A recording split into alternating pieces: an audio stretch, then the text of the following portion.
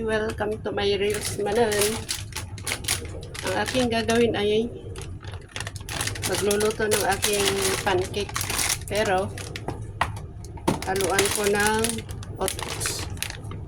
Dahil itong pancake ay ang tamis-tamis. Lahat naman ng ganitong premix ay matamis.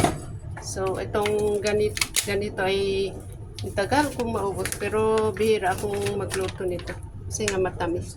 Yan. So, kuha tayo dito ng dalawang ganyan. Tama na yun. So, haluan natin ng hinaluan ko ng instant kasi sobrang tamis. Ayan. Siguro 3 kutsaran ganyan. Hip. Ayan. Bali, 3 kutsarang oats, 2 kutsarang premix na yung pancake mix. Yan. Tapos tubig lang.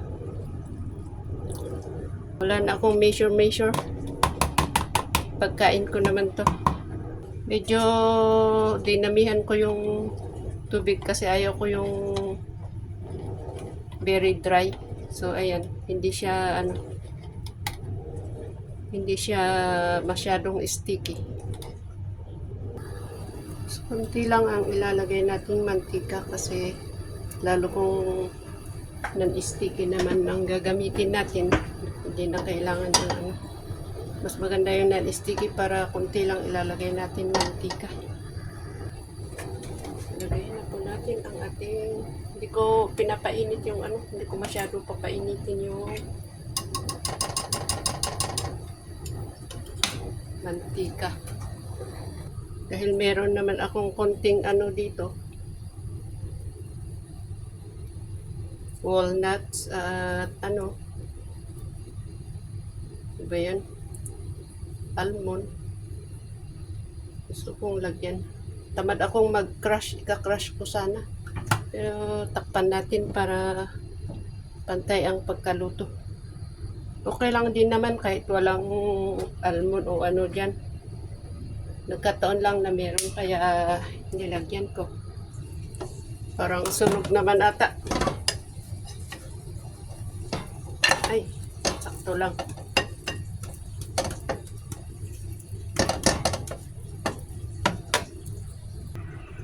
Ay naku.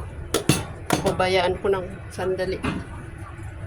Sana naman hindi sunog. Ay, okay naman. So, dahil mainit, ganyan.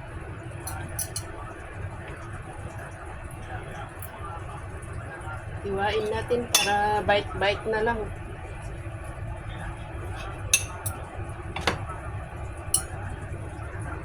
Ayan. Hindi ko na po nilagyan ng kung ano-ano, yung butter o dahil yung almond at saka yung walnuts, meron na akong makukuhang mantika. So, tapos kanina nilagyan ko ng mantika. So, pag nilagyan ko pa ng butter, kung peanut butter man o anong butter, edi mantika yun, na yun. So, enough na po ito sa akin katawan. So, kain na po tayo at maraming salamat. Ayan.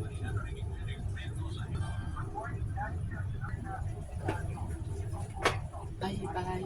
Sana yung aking ayan lang.